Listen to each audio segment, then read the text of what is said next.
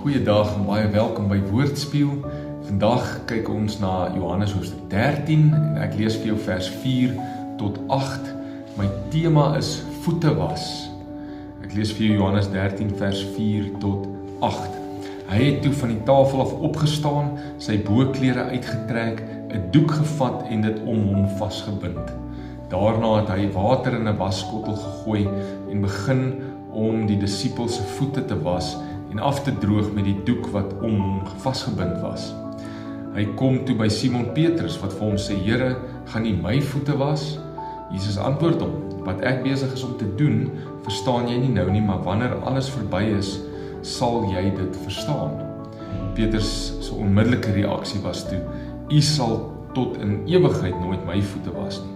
Jesus antwoord hom, as ek jou nie was nie, het jy nie deel aan my nie.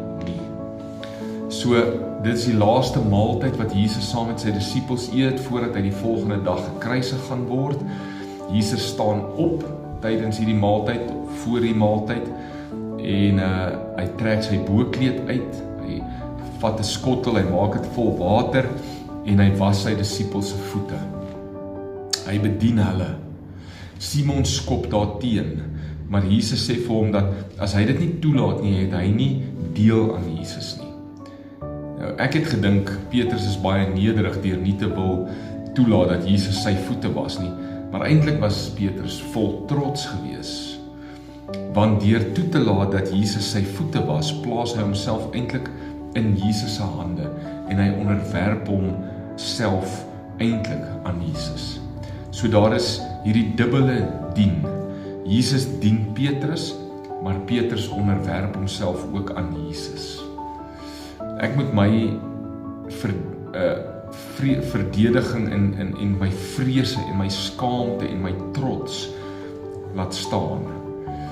Ek moet my stinkvuil voete voor Jesus ontbloot en ek moet dit in sy heilige hande plaas.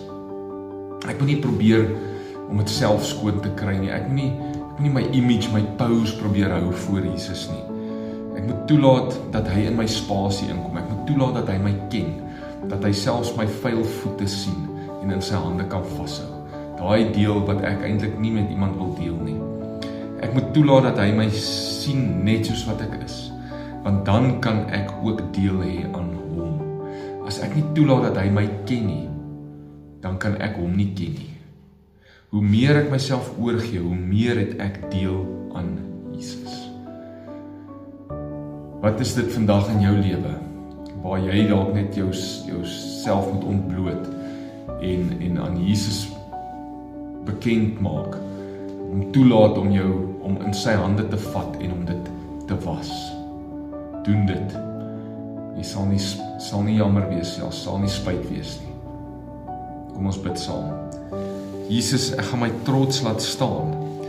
Dit waarachter ek wegkry, my statigheid, my ego, en ek gaan toelaat dat U my voete was, want ek wil deel hê aan wie U is.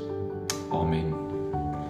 Die Here seën jou, mag jy 'n wonderlike dag hê, tot volgende keer.